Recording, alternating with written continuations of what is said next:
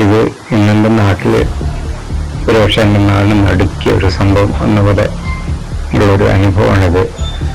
എൻ്റെ ഓർമ്മയിൽ ഞങ്ങളുടെ ഏറ്റവും വലിയൊരു ദുരന്തം എന്ന് തന്നെ പറയാം. ഒഴിഞ്ഞ പാലാവയിൽ പാലം മുങ്ങി കരകവിഞ്ഞൊഴുകുന്നൊരവസ്ഥ.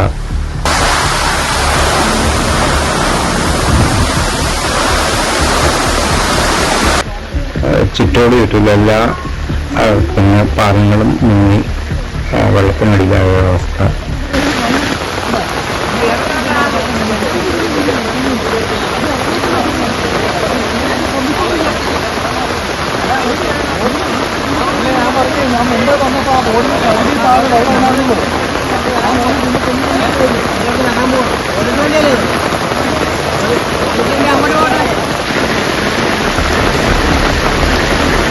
പഴയ ആൾക്കാരോട് ചോദിച്ചപ്പോൾ കൊണ്ട് 1974 ഇങ്ങനൊരു മഹാദുരന്തം അവിടെ ഉണ്ടായിട്ടുണ്ട് എന്ന് പറഞ്ഞിട്ടുണ്ട്. പക്ഷെ എൻ്റെ ഓർമ്മയില്ലാവും.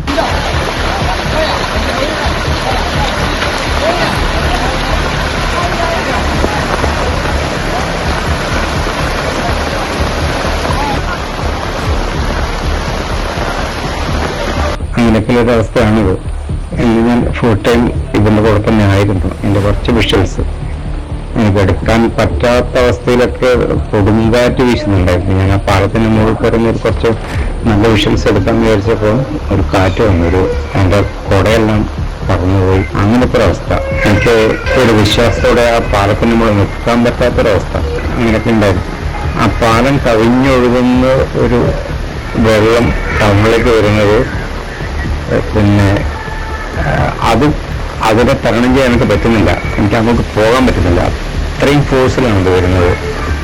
അപ്പം അവിടെ കുറച്ച് ഓഫീസേഴ്സ് ഉണ്ടായിരുന്നു. അവരോട് ഒരു കാരണവശാൽ അങ്ങോട്ട് പോകരുതെന്ന് പറഞ്ഞപ്പോൾ അമ്പലത്തിൻ്റെ അങ്ങോട്ട് കുത്തി ഒഴുകുന്നൊരു ഭാഗമൊക്കെ അതൊക്കെ അതിൻ്റെ വേണം.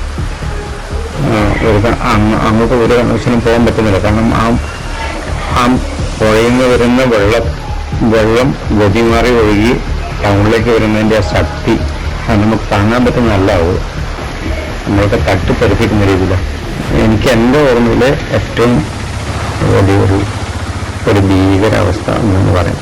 എനിക്ക് കണ്ടും കേട്ടും അനുഭവിച്ച് തന്നെ ഞാൻ തളർന്നിരിക്കുകയാണ് ശരിക്കും പറഞ്ഞത്.